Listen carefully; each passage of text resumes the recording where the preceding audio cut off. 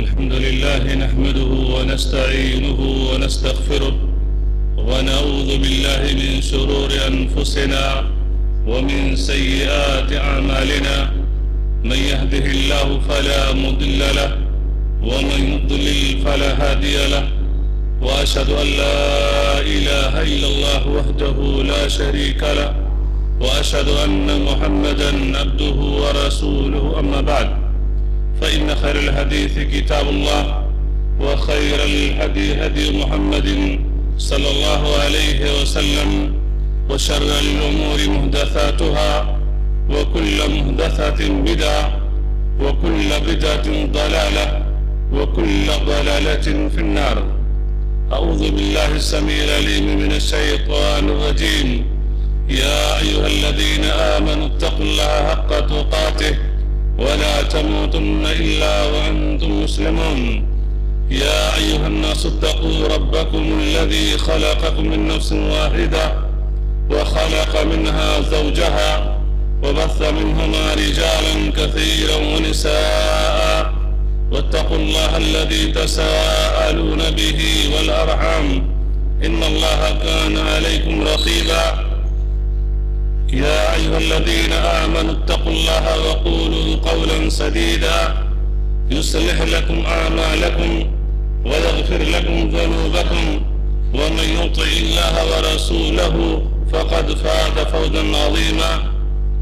وقال عز من قائل: يوصيكم الله في أولادكم للذكر مثل حظ الأنثيين.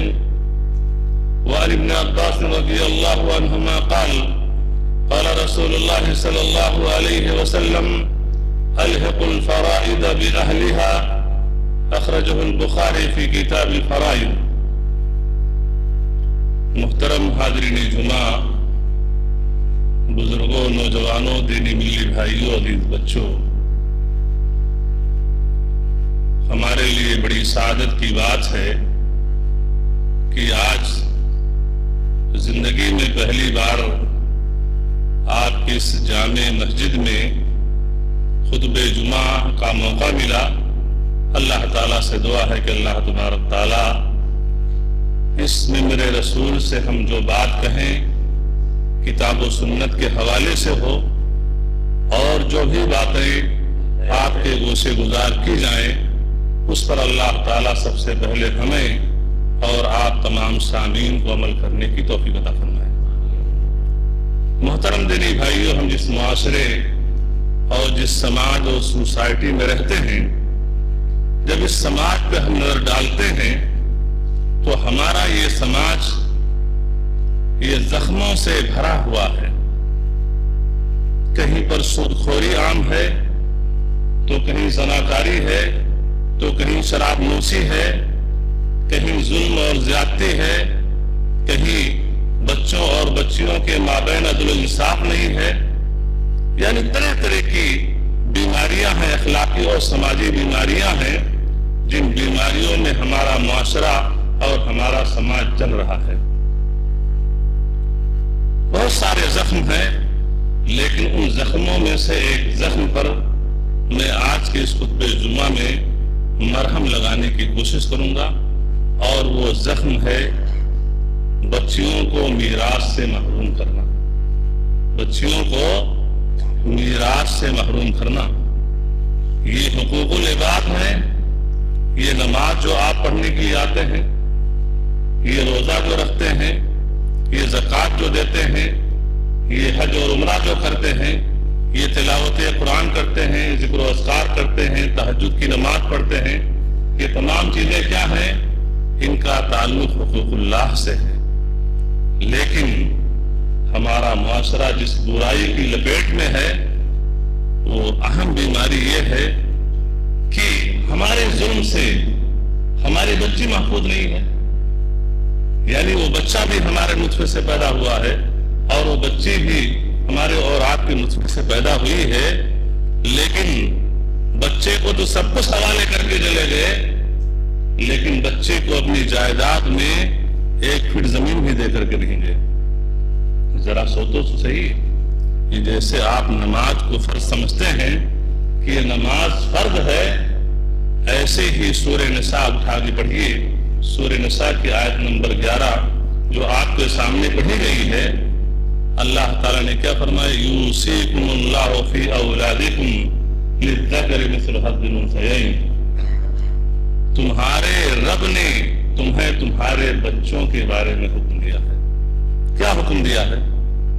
حکم یہ دیا ہے کہ بچے کو 2 بچیوں کے برابر حصہ ملے گا۔ سمجھ میں آیا؟ جیسے نماز فرض ہے، ایسے ہماری اور آپ کی پراپرٹی میں، جائیداد میں آپ کے نہ رہنے پر آپ کی بیٹی کا بھی حصہ ہے۔ کیسے آپ سمجھیں گے؟ مثال کے طور پر آپ نے 1 لاکھ روپیہ چھوڑا، اس دنیا سے رخصت ہوئی، آپ کے بعد میں کون بچا؟ آپ کی بیوی ہے، آپ کا ایک بچہ ہے، آپ کی ایک بچی ہے۔ 8واں حصہ آپ کی بیوی کو مل جائے گا جو تقریباً 12,500 روپے ہوگا۔ اس کے بعد جو بچہ ہے، بچے کے مقابل میں اس کو ڈبل ملے گا، یعنی 1 لاکھ میں 12,500 آپ کی بیوی کو مل گیا اور 58,000 سم تھنگ یہ آپ کے بیٹے کو ملا، اور بچی جو بچی اس کو 29,000 روپے ملا۔ یہ اللہ تعالیٰ نے حصہ متعین کر دیا ہے۔ لیکن اگر ابھی انگلی اٹھوا لی جائے کہ کتنے لوگ ہیں جو باپ کے مرنے کے بعد اپنی بہن کو حصہ دیے ہیں، تو شاید 2-4-10 گاؤں میں کوئی ایک بندہ ملے، ورنہ جمع غائب ہے۔ یہ کیا ہے؟ یہ حرام خوری ہے۔ معاف فرمائیے گا، اس میں ہر کوئی امیر ہے، غریب ہے، عالم ہے، جاہل ہے، حاکم ہے، محکوم ہے، انجینئر ہے، ڈاکٹر ہے، ٹیکنیشن ہے، سائنٹسٹ ہے، کوئی بھی معاشرے اور سماج کا ہو، سب اس بیماری میں ملوث ہیں، اور سب باپ کے مرنے پر پوری پراپرٹی بھائی نے ہتھیا لی ہے، اس کو کچھ بھی حصہ نہیں دیا ہے۔ آپ کو معلوم ہے حرام خور کا انجام کیا ہوگا؟ صحیح مسلم کتاب الزکاة باب قبول الصدقہ من الکسب الطیب، یہ حدیث آپ پڑھی۔ اس حدیث کے راوی ابو ہریرہ رضی اللہ تعالیٰ عنہ ہیں۔ اس حدیث کے اندر وہ فرمان اللہ کے رسول صلی اللہ علیہ وسلم کا موجود ہے کہ رجل یطیل السفر اشعث اکبر یمد یدیہ الی السماء یقول یا رب یا رب یا رب، ومطعمہ حرام ومشربہ حرام وملبسہ حرام وغذی بالحرام فأنا استجاب لذلك۔ کہ ایک انسان لمبی سفر طے کرتا ہے، لمبی سفر طے کرنے کی وجہ سے سر کے بال بکھرے ہوئے ہوتے ہیں، جسم پہ گرد و غبار ہوتے ہیں، اپنے ہاتھ کو بارگاہ الہی کے سامنے اٹھاتا ہے، اپنی حاجات اور ضروریات کو رکھتا ہے کہ اے اللہ اے اللہ اے میرے رب اے میرے رب، اپنی ضروریات کو رکھتا ہے، مانگتا ہے، دعائیں کرتا ہے، لیکن معاملہ کیا ہے؟ مطعمہ حرام، جو کھانا معدے کے اندر کھایا ہے، جی ہم اور آپ آئے ہوں گے، ناشتہ کر کے آئے ہوں گے، یہ ناشتہ جو معدے میں گیا ہے یہ حرام کا ہے۔ پانی پیا ہے، پانی نارمل پانی ہو، بسلری ہو، جوس ہو، کولڈ ڈرنک ہو، جو بھی مشروب پیا ہے وہ حرام کا ہے۔ وَمَلْبَسَهُ حرام، یہ برانڈڈ کپڑے جو پہنے ہوئے ہے، سوٹ بوٹ، یہ سب حرام کا ہے۔ وَغُذِّيَ بِالْحَرَامِ، حرام ہی طریقے سے اس کی پرورش کی گئی ہے۔ فَأَنَّا اسْتَجَابَ لِذَلِكَ، ایسے انسان کی دعا بارگاہ الہی میں کیوں کر قبول ہو سکتی ہے؟ سنا آپ نے؟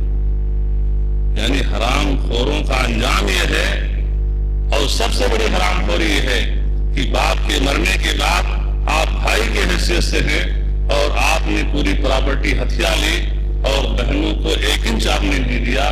نمبر 1 کی حرام خوری ہے۔ اب آپ سوچئے کہ یہ حرام خوری ہے، اب مصیبت آ رہی ہے، پریشانی آ رہی ہے، بچی بیمار ہے، فلاں بیمار ہے، بچے کی شادی نہیں ہو رہی ہے، تجارت میں فلاح ہو رہے ہیں، تجارت کر رہے ہیں، کاروبار میں کامیاب نہیں ہو رہے ہیں، طرح طرح کی پریشانیاں ہیں۔ انسان نماز بھی پڑھتا ہے، تہجد بھی پڑھتا ہے، اللہ کے سامنے اپنے ہاتھوں کو ڈال لمبی دعائیں کرتا ہے، لیکن دعائیں بے اثر ہیں، دعائیں قبول نہیں ہو رہی ہیں. کیوں؟ اس لیے کہ حرام خور ہو. اس لیے میرے دینی بھائیوں، یہ ہم سب کی ذمہ داری ہے کہ باپ کے مرنے کے بعد اس کی پراپرٹی میں بہنوں کا جو شرعی حصہ ہوتا ہے وہ دیا جائے. اور اگر باپ موجود ہے اور یہ دیکھ رہا ہے اپنے سماج میں، سوسائٹی میں، آس پاس میں، وہ فلاں صاحب تھے، وہ خان صاحب تھے، چودھری صاحب تھے، وہ 100 ایکڑ زمین چھوڑ کے چلے گئے اور اتنی پراپرٹی، اتنا روڈ پہ دکان اور اتنا اوپن پلاٹ اور اتنی کروڑوں کی جائیداد چھوڑ کے چلے گئے، ان کے مرنے کے بعد بھائیوں نے 1 انچ بہن کو نہیں دیا. یہ چیز عام ہے. اور یہ بزرگ صاحب بھی ہے، بال پک چکے ہیں، قوا اعضاء کمزور ہو چکے ہیں، اب تب لگا ہوا ہے، لیکن ان کو بھی ہوش نہیں آ رہا ہے کہ بھائی ہمارا پڑوسی تھا، ہمارا رشتہ دار تھا، اسے ہمارے طریقے سے دنیا سے چلا گیا اور اس کے بیٹوں نے بہنوں کو حصہ نہیں دیا، تو میں بھی اگر ایسے چلا گیا تو ہمارے یہ بچے بھی ہماری بیٹی کو حصہ نہیں دیں گے. بلکہ بعض لوگ ممبئی میں میرے پاس آئے اور کہا مولانا حال یہ ہے کہ ابھی چیک بک میرے ہاتھ میں ہے، چیک بک میرے ہاتھ میں ہے، کمپنی میری ہے، بس بچوں کو میں نے ہینڈ اوور کر دیا ہے کہ اب میں بوڑھا ہو گیا، ایجڈ ہو گیا ہوں، آپ لوگ کاروبار دیکھیے. لیکن مولانا جب بچوں کی سالانہ چھٹی ہوتی ہے، ہماری بچیاں نواسوں اور نواسیوں کو لے کر کے آتی ہیں، تو بہوؤں کو مہینے 20 دن کھانا کھلانا بھی بھاری پڑتا ہے اور ان کا منہ اتنا پھولا ہوا ہوتا ہے. تو دیکھو یہ نند بھی آ گئی ہے اور اپنے ساتھ میں انڈین آرمی بھی لے آئی ہے، فوج بھی لے آئی ہے. تو مولانا یہ حال میں اپنی آنکھوں سے دیکھ رہا ہوں کہ ہماری بہوؤں کا یہ رویہ ہماری بچیوں کے ساتھ جو مہمان کے طور پر آ رہی ہیں کہ مہینے 20 دن کھانا کھلانا ان کو بھاری پڑ رہا ہے، جبکہ سب میرا ہے، بچوں نے کچھ کمایا نہیں ہے، بچے بھی ہمارے محتاج ہیں. تو مرنے کے بعد کیا ہماری جائیداد میں بچے ہماری بچیوں کو حصہ دے سکتے ہیں؟ میں نے کہا قطعاً نہیں دے سکتے ہیں. تو پھر کیا کریں مولانا، کیا حل ہے؟ حل یہ ہے کہ اگر یہ ماحول ہے اس طریقے سے دیکھ رہے ہو تو ابھی انڈین گورنمنٹ کا جو قانون ہو، جو رول ہو، جس طریقے سے بھی قانونی چارہ جوئی کر کے جائیے کہ آپ کے مرنے کے بعد آپ کی بیٹیاں آپ کی جائیداد سے محروم نہ ہوں. ورنہ اگر ایسے ہی چلے گئے تو آپ کے لیے خیر نہیں ہے. حدیث کے وہ الفاظ کی حدیث میں ان المیت لیعذب ببکاء اہلہ، کہ میت جب مر جاتا ہے اس کے اہل ویال جب روتے ہیں اور سینہ پیٹتے ہیں اور بال نوچتے ہیں عورتیں اور نوحہ ماتم کرتی ہیں، تو اس کی بنیاد پر میت کو عذاب دیا جاتا ہے. قرآن کریم کی آیت وَلَا تَزِرُ وَازِرَةٌ وِزْرَ أُخْرَىٰ، کہ کوئی کسی کا بوجھ نہیں اٹھائے گا. تو بھائی انسان مر گیا، عبداللہ کا انتقال ہو گیا، اب اس کے پیچھے اس کے گھر کی عورتیں ہیں نوحہ ماتم کر رہی ہیں، تو اس بیچارے کا کیا قصور ہے؟ مرنے والے کا اس کو گناہ کیوں ملے گا؟ شرح حدیث، اہل علم اور مفسرین اس آیت کی تفسیر میں وَلَا تَزِرُ وَازِرَةٌ وِزْرَ أُخْرَىٰ کی تفسیر میں لکھتے ہیں کہ چونکہ وہ انسان اس برائی کو اپنے معاشرے اور سماج اور خاندان کنبے قبیلے میں دیکھتا تھا کہ لوگوں کی موت ہوتی تھی اور اس طریقے سے نوحہ ماتم کیا جاتا تھا، لیکن مرنے سے پہلے اس نے اپنے بیوی بچوں کو نصیحت کیوں نہیں کی، وصیت کیوں نہیں کی کہ یہ عمل خلاف شرع ہے، یہ عمل سنت کے خلاف ہے، اگر میری موت ہوئی تو میرے مرنے کے بعد ایسا عمل مت کرنا. تو اسے جو عذاب دیا جائے گا اس لیے کہ اس نے اپنے گھر والوں کو اس سے منع نہیں کیا تھا. تو ایسے ہی میں آپ تمام حضرات سے اور خاص طور سے اپنے ان بھائیوں سے جو عمر کی اس منزل کو پہنچ چکے ہیں کہ 60 سال 70 سال، اللہ کے رسول صلی اللہ علیہ وسلم نے فرمایا اعمار امتی ما بین 60 الی 70 وقل من یتجاوزہم، کہ میرے امتیوں کی عمر یہ 60 سے 70 سال ہے کم لوگ ہیں جو 70 سے زیادہ یہ کراس کریں گے. تو جو عمر کے اس مرحلے کو پہنچ چکی ہوں، میں ان لوگوں سے ادباً کہنا چاہوں گا کہ آپ اپنا گھر، اپنا خاندان، اپنا کنبہ قبیلہ دیکھ رہے ہیں، اور آپ کے کنبے قبیلے میں یہ وراثت میں چلا آ رہا ہے کہ حرام خوری کرتے رہو، بچیوں کو میراث سے محروم کر دو. تو آپ کے لیے بھی وقت ہے، جانے سے پہلے، دنیا سے رخصت ہونے سے پہلے ان بیٹیوں کا حق انہیں دلا دو، قانونی چارہ جوئی کر لو کہ مرنے کے بعد یہ بیٹے اس جائیداد کے جب وارث ہوں تو آپ کی بیٹیوں کو اس میں ایک انچ نہ دیں. جو ہے اس کو ختم کر لو اپنی زندگی میں، ورنہ کل سودا بڑا مہنگا پڑے گا. یہ حقوق العباد ہے، یہ سودا بڑا مہنگا پڑے گا. اقول قولی ھذا القول واستغفر اللہ لی ولکم ولسائر المسلمین فاستغفروہ انہ هو الغفور الرحیم. محترم دینی بھائیوں، آج ہمارے کتنے ایسے بھائی ہیں جو باپ کی دنیا سے رخصت ہونے کے بعد جب وہ اس پراپرٹی کے حقدار ہوتے ہیں، وارث ہوتے ہیں، اور جب ان کو کوئی ہم جیسا کوئی مولوی جب ان کو نصیحت کرنا چاہتا ہے کہ بھائی والد صاحب تو چلے گئے، آپ لوگ والد صاحب کی پراپرٹی کے حقدار ہوئے ہیں، تو آپ کی بہنیں ہوں گی، ان کو ذرا حصہ دے دو ان کا جو ہو. یہ غلط بات ہے، یہ سب حرام خوری ہے. ارے مولانا کیا آپ بات کرتے ہو؟ وہ ہمارے والد صاحب نے شادی کی تھی تو جہیز نہیں دیا تھا، 5 لاکھ تیز دیا، فرنیچر دیا، یہ دیا، وہ دیا، 10 لاکھ روپیہ خرچ کیا تو ہو نہیں گیا. جی جناب، تمہاری بھی شادی تو کی تھی تمہارے ابو نے، فری میں ہو گئی تھی. حتیٰ کہ میں ان بے غیرتوں سے کہنا چاہوں گا جو لڑکیوں کے باپ سے بھیک مانگتے ہیں. بھیک مانگتے نہیں مانگتے ہیں، آدمی آیا شادی کے لیے، ہاں وہ تو بات صحیح ہے، لیکن بجٹ ہے آپ کے پاس، یہ ہمارا بکرا، یہ اس کا ریٹ جو ہے 10 لاکھ ہے، اس کا ریٹ 10 لاکھ ہے، 5 لاکھ ہے، 4 لاکھ ہے، یہ دے دیجئے، فرنیچر دے دیجئے، اور واشنگ مشین اور کولر اور فریج اور اے سی اور کیا کیا سب پوری لسٹ تیار کر دیتا ہے. تو یہ بھکاری جو ہوتے ہیں، جو مانگتے ہیں اور اپنے بچے کو جو بیچتے ہیں، بھیک مانگتے ہیں، میں ایسے لوگوں سے کہوں گا، ممبئی میں نے کئی مسجدوں میں نے کہا کہ اگر کوئی انسان ایسا بھکاری ہو تو اس کو مانگنا بھی نہیں پڑے گا. میرا خطبہ جس مسجد میں رہتا ہے میرے ساتھ چلے اور اس کو ایک کام کرنا پڑے گا، میں اس کی طرف سے مانگ لوں گا، نہ لاٹھی مرے، نہ سال مر جائے، لاٹھی بھی نہ ٹوٹے، جو مثال کہتے ہیں، میں اس کی طرف سے مانگ لوں گا. بس یہ ہے کہ مسجد کے گیٹ پہ جا کے بیٹھ جائیں اور ان کی طرف سے چیزیں میں مانگ لوں گا کہ بھائی مسجد کے گیٹ پہ بھکاری صاحب بیٹھے ہوئے ہیں، ان کو 4 ویلر گاڑی پہ چلنا ہے، فرنیچر چاہیے، واشنگ مشین چاہیے، اے سی چاہیے، تو بیچارہ اللہ تعالیٰ نے نہیں نوازا ہے. اور آپ لوگ بہت ایسے ہیں جو صاحب ثروت ہیں، تو ذرا اس بیچارے کو اتنی چیزیں دے دیجئے تاکہ دنیا کی عیش و عشرت وہ بھی زندگی گزار لے. تو اتنا کرنا پڑے گا. تو کہنے کا مطلب یہ ہے کہ ایسے بے غیرت لوگ جو بچے کے باپ سے یہ چیزیں مانگ لیتے ہیں، تو جب آپ کی شادی ہوتی تو آپ کی شادی سستی نہیں ہوتی ہے. اگر 5 لاکھ وہ دے رہا ہے تو 3 لاکھ یا 4 لاکھ مہر بھی رکھواتا ہے، کیونکہ اس معاملہ الٹا سیدھا تو کم سے کم جمع پوری اتنی تو رہے. اور باقی جو حرام طریقے سے آ گیا وہ اڑ گیا، ولیمہ کرنا ہے، تمام چیزیں کرنی، خرچہ تو آپ کی شادی میں بھی لگانا، تو اس کو کیوں نہیں جوڑتے؟ اور دوسری بات یہ کہ شریعت نے جہیز کا حکم نہیں دیا ہے. شریعت نے نہیں کہا ہے کہ جہیز دے کر کے اور سسرال والوں کو بچے کو بندھر بنانا.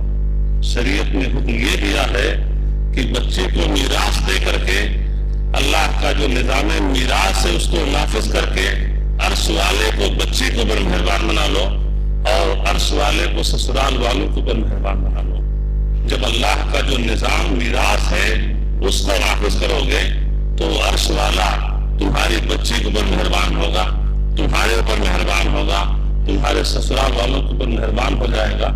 جب مہربان ہو جائے گا تو آج جو بچیاں پیدا ہوتی ہیں اور پیدا ہوتے کہتے ہیں کہ آواز سانس رک جاتی ہے. کیا ہوا بھائی؟ سن رہے تھے کہ آپ کے یہاں نئے مہمان کی آمد ہے، بچی پیدا ہوئی ہے، سانس رک جاتی ہے. لیکن اگر بچہ پیدا ہو ہاں بچہ پیدا ہوا ہے، مٹھائیاں بھی بٹتی ہے اور خون بھی انسان کرتا ہے، تو یہ کیوں ہے؟ یہ میراث کو کھا جانا اور میراث کے جہیز پر جہیز کا لین دین، تو شریعت نے جہیز کا حکم نہیں دیا ہے۔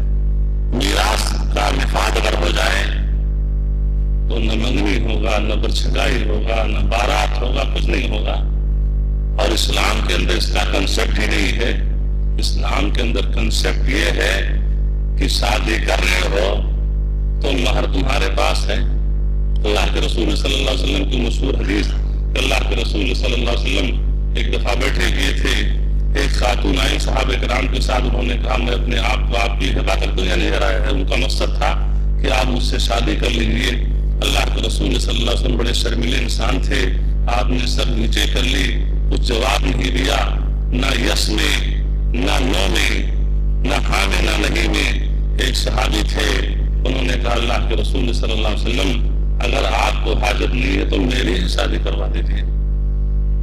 اللہ کے رسول صلی اللہ علیہ وسلم نے فرمایا مہر کے لیے کچھ ہے، شادی کرنے کا ارادہ ہے، جذبہ ہے، شادی ہو جائے، لیکن کچھ ہے؟ کہا یہی تہبند ہے، مفلسی، غریبی، محتاجی۔ لیکن وہ صحابی چاہتے تھے کہ اپنی نفس کی حفاظت کر لیں، اپنی عزت و ناموس کی حفاظت ہو، حیادار تھے۔ اللہ کے رسول صلی اللہ علیہ وسلم کی رحمت کیا ہوگا؟ دے دو گی کیا پہنو گی؟ کہا کچھ اور دیکھو، کچھ اور مہر کے لیے ہے؟ کہا کچھ نہیں۔ کہا کچھ صورتیں یاد ہیں؟ کہا جی۔ کہا فلاں فلاں صورتیں مجھے یاد ہیں۔ کہا جاؤ یہی مہر ہے، یہی اپنی بیوی کو یاد کرا دینا، پڑھا دینا۔ تو یہاں پر اسلام کیا تعلیم دیتا ہے؟ دے کر کے لاؤ، لے کر کے نہیں۔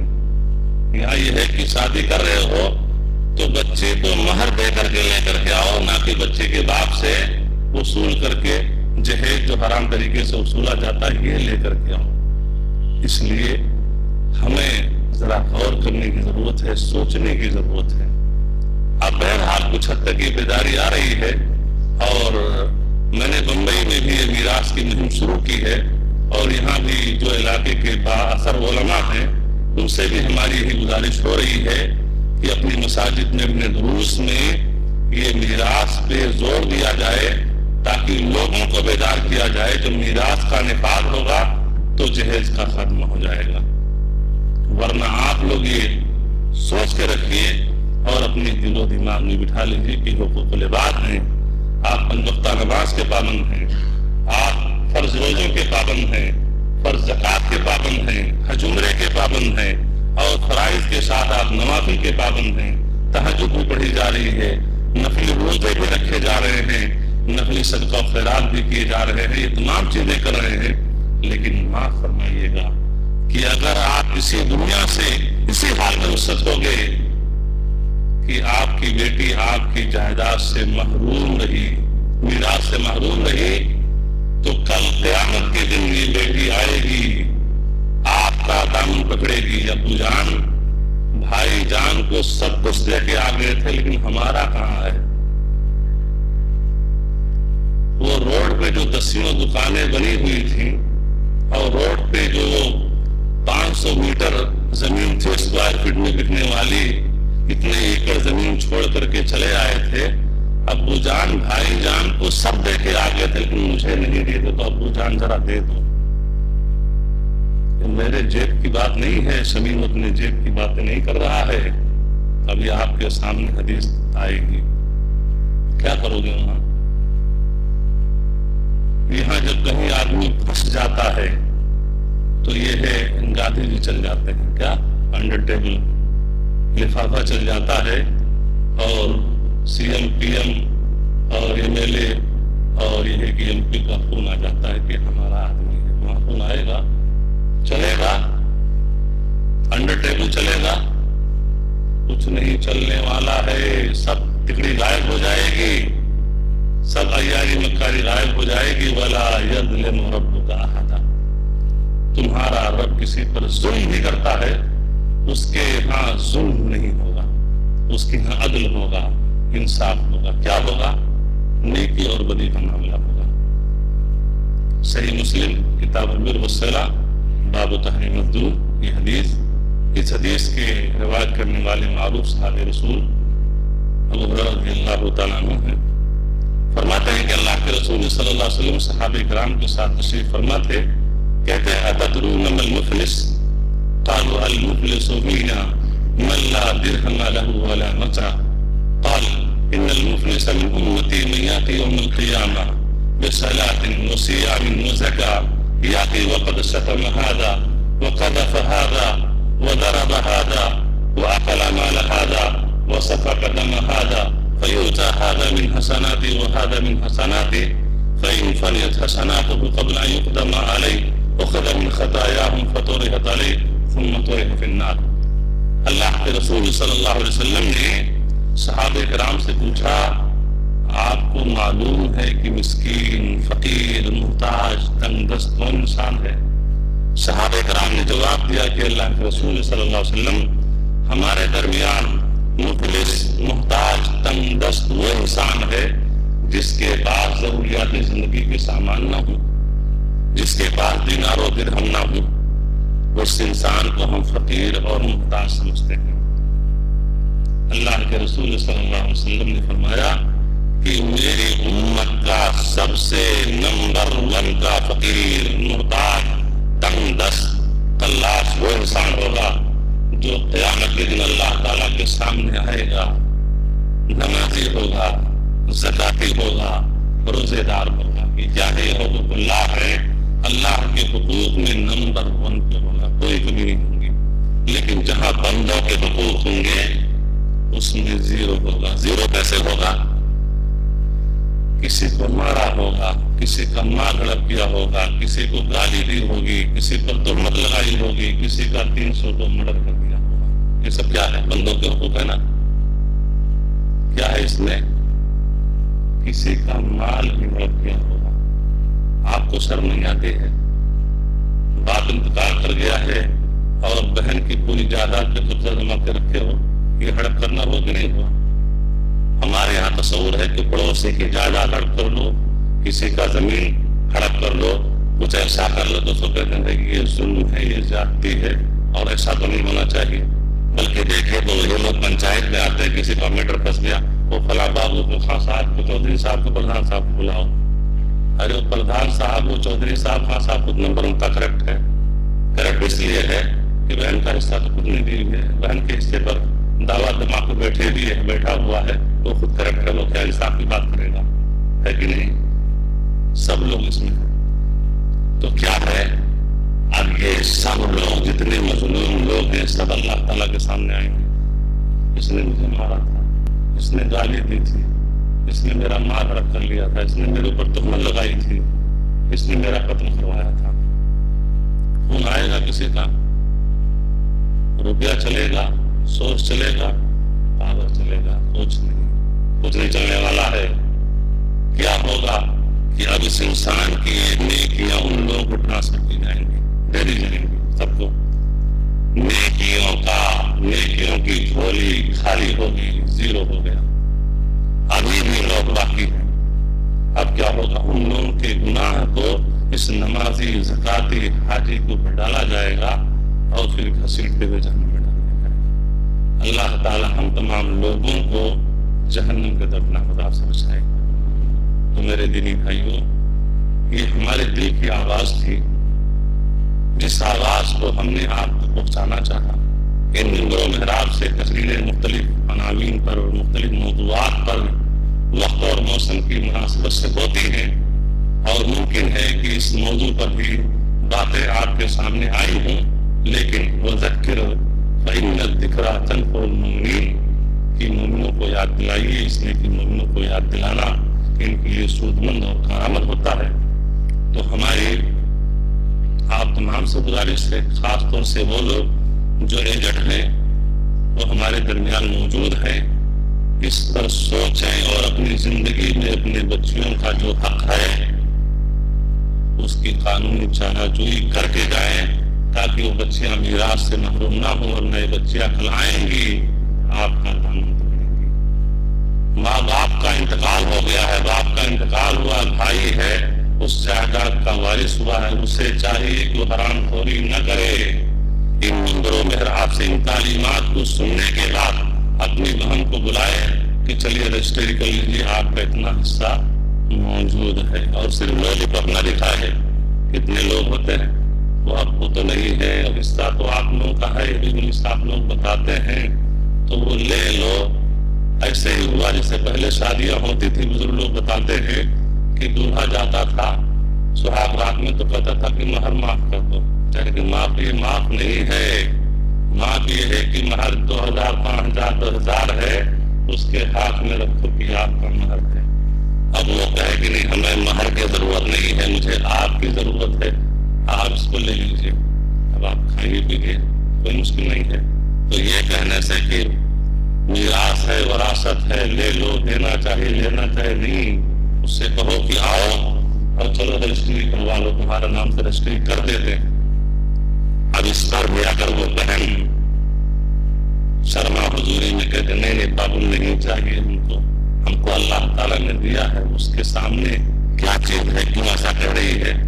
وہ اس لیے کہہ رہی کہ اگر بھائی سے میں حصہ لے لوں گی تو یہ بھائی کی نظر میں کل دشمن ہو جاؤں گی، رشتہ ناتا ختم ہو جائے گا۔ یہ مناسبات میں عید الفطر ہے، عید الاضحیٰ ہے، شادی بیاہ ہے، اس میں ہم کو پوچھنے والا نہیں ہوگا، میں اس کی حریف ہو جاؤں گی، دشمن ہو جاؤں گی، رشتہ ہمارا اس کا بھائی کا بہن کا ختم ہو جائے گا۔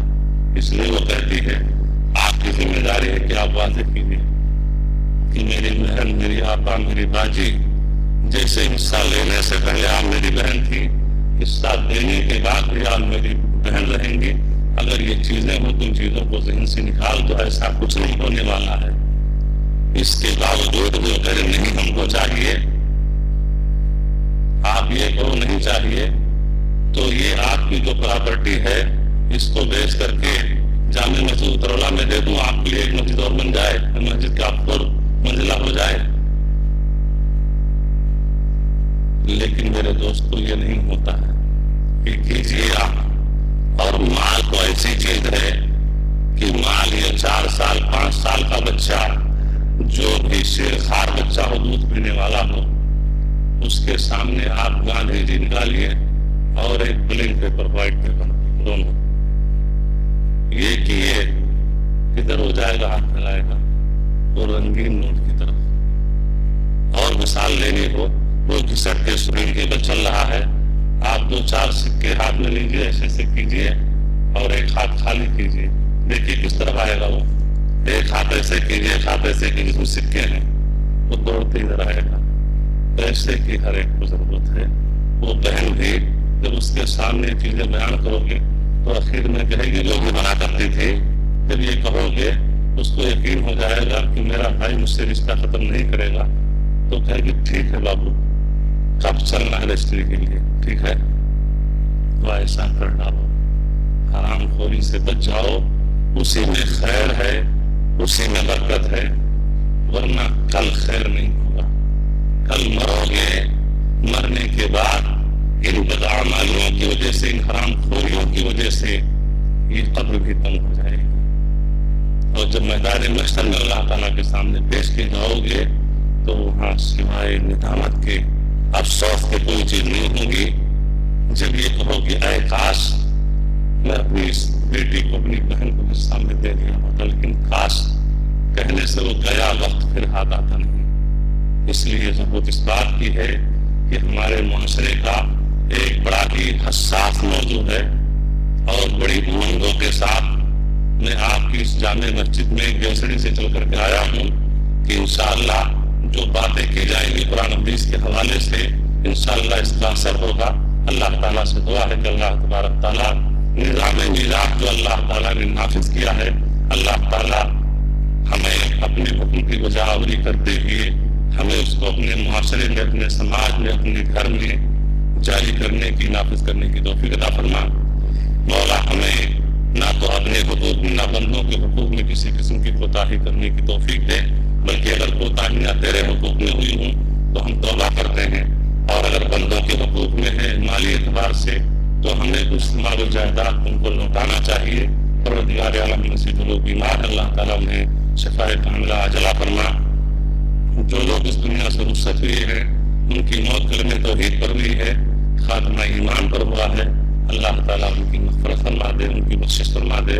پروردگار عالم ہم اور آپ جس بھی طریقے سے کسی بھی مسائل میں، چاہے وہ مسائل سیاسی ہوں، سماجی ہوں، اقتصادی ہوں، جس بھی مسئلے میں ہم الجھے ہوئے ہیں، اللہ تبارک تعالیٰ ان مسائل کو اور مشاکل کو اللہ تبارک تعالیٰ آسانی میں تبدیل فرما دے۔ مولا تو ہی ہمیں ہر خیر کی توفیق دینے والا ہے، ہر شر سے ہماری اور آپ کی اور ملت اسلامیہ کے ہر فرد کی حفاظت کرنے والا ہے۔ مولا تو ہم سب پر رحم فرما۔ ان اللہ و ملائکتہ یصلون علی النبی یا ایھا الذین آمنوا صلوا علیہ وسلموا تسلیما۔ اللهم صل علی محمد وعلى آل محمد كما صليت على إبراهيم وعلى آل إبراهيم إنك حميد مجيد۔ اللهم بارك على محمد وعلى آل محمد كما باركت على إبراهيم وعلى آل إبراهيم إنك حميد مجيد۔ إن الله يأمر بالعدل والإحسان وإيتاء ذي القربى وينهى عن الفحشاء والمنكر والبغي يعظكم لعلكم تذكرون۔ وآخر دعوانا الحمد لله رب العالمين۔